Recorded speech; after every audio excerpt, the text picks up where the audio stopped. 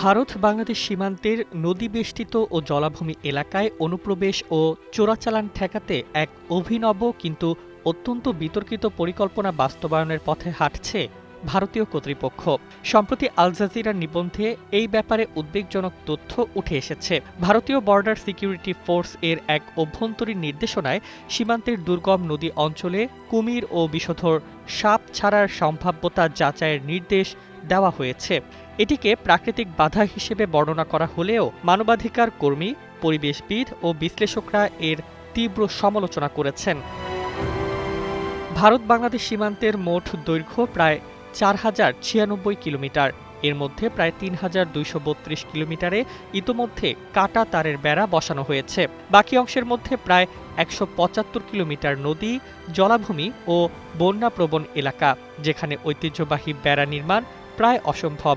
পশ্চিমবঙ্গ, আসাম, মেঘালয়, ত্রিপুরা ও মিজোরামের মতো রাজ্যগুলোর সীমান্ত এলাকায় এই সমস্যা সবচেয়ে প্রকট। স্বরাষ্ট্রমন্ত্রী অমিত শাহের নির্দেশনায় বিএসএফ এই রেপটাইল ডিপ্লয়মেন্ট এর ধারণা অনুসন্ধান করছে। উন্নত প্রযুক্তি এবং অভিজ্ঞ চিকিৎসক দলের নিরলস প্রচেষ্টায় আমরা আছি আপনার পাশে। ডেল্টা হাসপাতাল। অধিকারকর্মী প্রশ্ন তুলেছেন, কিভাবে মোদির কুমির সীমান্তে থাকা বাংলাদেশি বা ভারতীয়কে আলাদা করবে? উত্তর পূর্ব ও পূর্ব ভারতের সীমান্ত নিয়ে কাজ করা গবেষক অংশুমান চৌধুরী এই পরিকল্পনাকে হাস্যকর কিন্তু বিপজ্জনক বলে অভিহিত করেছেন। তিনি বলেন, ধরা যাক সাপ কুমির ছাড়া হলো, কিন্তু এই প্রাণীগুলো কিভাবে বুঝবে কে বাংলাদেশি আর কে ভারতীয়? এটি দুই পাশের স্থানীয় বাসিন্দাদের জন্যই চরম নিরাপত্তা ঝুঁকি তৈরি করবে। নদী নির্ভর জনগোষ্ঠী, বিশেষ করে মাছ ধরে জীবিকা নির্বাহকারী মানুষের প্রাণহানির আশঙ্কা রয়েছে। ওয়াইল্ড লাইফ ট্রাস্ট অব ইন্ডিয়ার লিয়াজো প্রধান রথিন বর্মন বলেন, ভারত বাংলাদেশ সীমান্তের নদী অঞ্চলে সাধারণত কুমির বাস করে না। এখানে কুমির বা বিষধর সাপ ছাড়লে সেগুলো টিকে থাকবে না।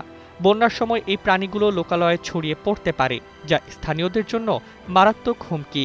এছাড়া কৃত্রিমভাবে শিকারী প্রাণী ছেড়ে দিলে স্থানীয় বাস্তু সংস্থানের ভারসাম্য নষ্ট হওয়ার ঝুঁকি রয়েছে।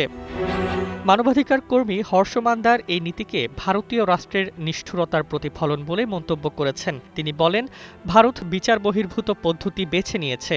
এর নেপথ্যের মোদির বিষাক্ত রাজনীতির অভিযোগ রয়েছে।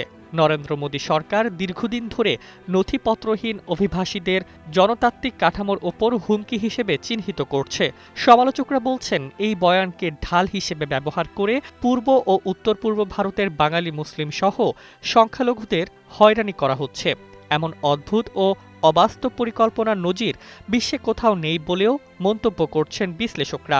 আধুনিক বিশ্বে সীমান্ত পাহারায় প্রাকৃতিক শিকারী প্রাণী ব্যবহারের কোনো নজির নেই। যুক্তরাষ্ট্রের প্রেসিডেন্ট ডোনাল্ড ট্রাম্প একবার সীমান্তে সাপ অ্যালিগেটর ভর্তি পরীক্ষার ধারণা নিয়ে আলোচনা করলেও পরে তা ভুয়া খবর বলে উড়িয়ে দিয়েছিলেন।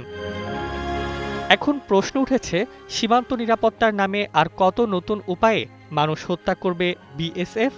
এমন প্রাকৃতিক সন্ত্রাসের পরিকল্পনা বাস্তবায়ন হয়তো বুমেরাং হবে ভারতের জন্য। News desk, ২১ television.